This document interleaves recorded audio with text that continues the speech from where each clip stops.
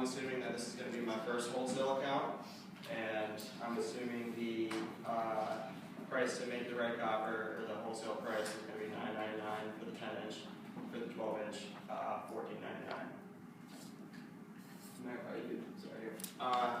So I'm presenting the red copper pan. You might have seen it on TV. My good friend Casey Mitchell, also a successful author. She endorsed our product and does it through infomercials where we sold hundreds of thousands of units. So a little history on the copper pans. Humans have been using them throughout mankind, dating all the way back. The ancient Mesopotamians, ancient Greeks, ancient Romans all used copper pans because they conduct and evenly distribute heat throughout the pan evenly, creating a good cooking service for food. It wasn't until 1954 when Marc Gregoire of France first patented the non-stick pan. He used a chemical makeup called PTFE and covered the pan surface. And it made the pan not sticky to food. A couple years later, we found that when you heat up that chemical to a certain degree, it creates a toxin and it is not good to consume for humans. But luckily, we've created a PTF-free, safer product, the red copper pan. It's made out of aluminum, stainless steel, and ceramic and copper construction, making it very, very durable. The surface is a blend of copper and ceramic, guaranteeing it's scratch-free. It's oven safe up to 500 degrees Fahrenheit, and you can cook healthier because you no longer have to put butter, oil, or grease on the pan so the food doesn't stick to it. Like I said earlier, it's PFOA and PTFE free, making it very safe, and the double riveted handle remains cool when you're cooking. Next slide.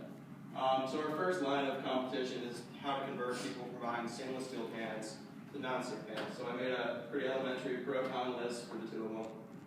Starting with the stainless steel pan, some of the pros, it's very long lasting and it can withstand extreme heat.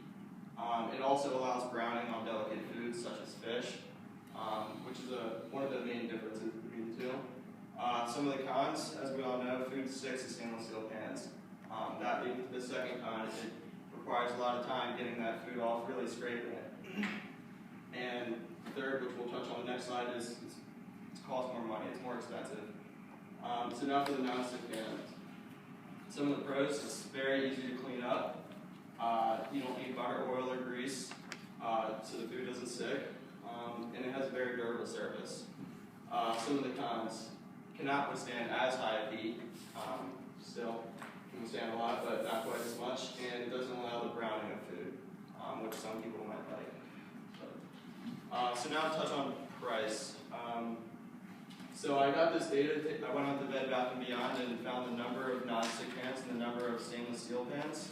And then I broke them down to subcategories based on price, which is a huge thing in judging consumption. So the chart highlights over 50% of the stainless steel pans are either $100 or more, whereas over 80% of the non-stick pans are under $100, which is one of the reasons why a lot of people are switching from stainless steel pans to non-stick pans. And now some more of the direct competition. There's three main competitors, us being one of them, and then the two are Gotham Steel Pan and the Green Pan. You can see, as the chart shows, they're all relatively similar, except for price. And then one of the main things that differentiates the red copper pan is the customer feedback on it. I got this from Amazon. The reviews, there were hundreds of them, and people said that the red copper pan got 4.2 out of 5 stars, whereas the Gotham Steel got 3.6 out of 5 stars, and then the Green Pan got 1.6 out of 5 stars, which is not great. So now some of the external market views. So we fall under the food market, which is one of the biggest in the United States. It contributes 5.7% share of the GDP, which is $985 billion. So I just was trying to think what would create a demand for kitchenware, and that's how much money people spend on groceries, because obviously you need kitchenware if you buy groceries. So the chart on the left shows the amount of money the average American spends on groceries per year. And you can see it's steadily been rising, and we're just over $4,000 per year. The chart on the right is the average American spending budget, and food is now the third largest portion of that, which is new. Healthcare used to be the third, and it overcame healthcare and personal insurance. Now trying to find our target audience. The chart on the right was made up by participants. They were asked where they had dinner the night before taking this survey. And we found that 77% of them ate dinner at home, which is a good number for us being in the kitchen business. We also found that young adults and people earning higher incomes are less likely to eat dinner at home. So those kind of fell off our target market. But it also highlighted that 80% of adults aged 30 to 49 were likely to eat at home. So that was our age demographic where we're going to try to target this product to. And 76% of people making $30,000 to $75,000 annual income, that's our target income market. So now kind of the boring stuff, the logistics. For the 10-inch pan, obviously those are the measurements. Our wholesale price is $9.99 per item. And per pallet, which is 128 items per pallet, would be $1,278.72. For our 12-inch pan, the measurements are as followed. We wholesale that at $14.99. And our, again, 128 items per pallet, and that would be $1,918.72. So now the wholesale purchase option. For the 10-inch pan, our suggested retail price would be $19.99, and our wholesale price would be $9.99, giving you a roughly 50% profit margin. Your gross earnings on that would be $10 per item per 10-inch pan sold, and per pallet you'd earn $1,280. For the 12-inch red copper pan, our suggested retail price is $29.99. Our wholesale price is $14.99, again giving you a profit margin of just over 50%. The gross earnings on that would be $15 per item sold, and your gross profit per pallet would be $1,920. And since this is our first wholesale account, we came up with an alternative option, which is a consignment option. For those of you who don't know that, it's we give you the product, but you don't own it until you sell it. So you no longer have any risk involved with this, because this is our first wholesale account. So for the 10-inch red copper pan, our suggested retail price remains the same at $19.99. Our retailer gross profit per item sold would be $7.99, reducing your gross profit down to a 40% margin. Because again, you're not risking anything. We're now inheriting all the risk. For the 12-inch red copper pan, our suggested retail price stays the same, and your gross profit per item would now be $11.99. Again, with a 40% gross profit margin. And negotiable terms on the bottom.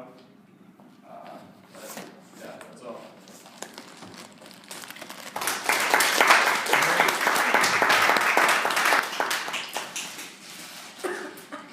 Questions? I have a question. So you say that if you inherit all of the risk, if I would go on consignment, I would expect you to deal with all of the risk whether I bought on consignment or not. What are you not taking on? What kind of risk if I was going to 50 What's my liability? I guess your liability would be the risk of purchasing the product and it not being able to move. Well, if I was going to bring that into a Bed Bath, I would expect that if my product didn't meet or exceed my expectation, that either you were going to take it back, because if you're that confident that Bed Bath is bringing a product, you're either going to take it back or you're going to mark it down to protect my margins. Am I not hearing that correctly? You are hearing that correctly. So if it doesn't move, which I cannot imagine that being the case with its competitors just being a better product, we would take it back. Yeah, we would take the product back. Clever? So you're telling me I have to risk not just one shelf space, but two for the 10-inch and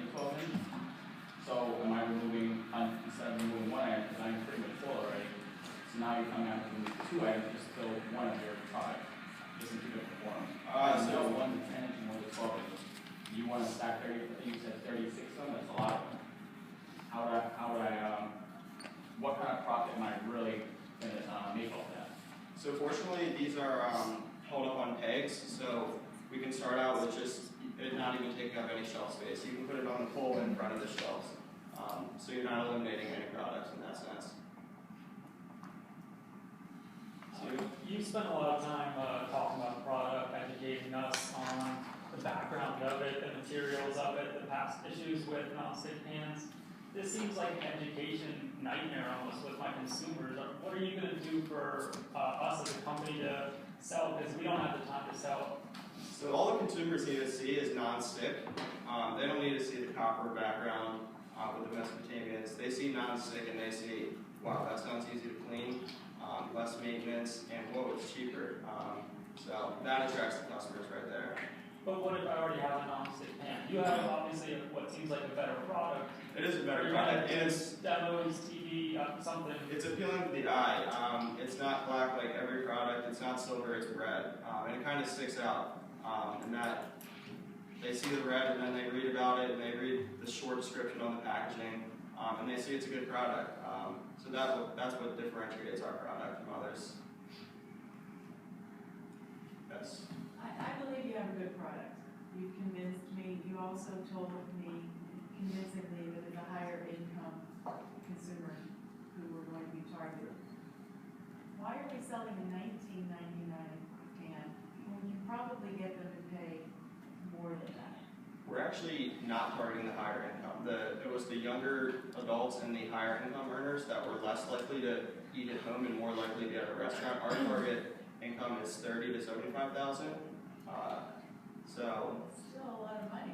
yeah, it is. Somebody making a lot of money, so why do we have to sell it for $19.99? Why can't we take our prices up and make more? We were, with a 50% profit margin, we were content with that. We could, again, we could try to price it up and see how that works.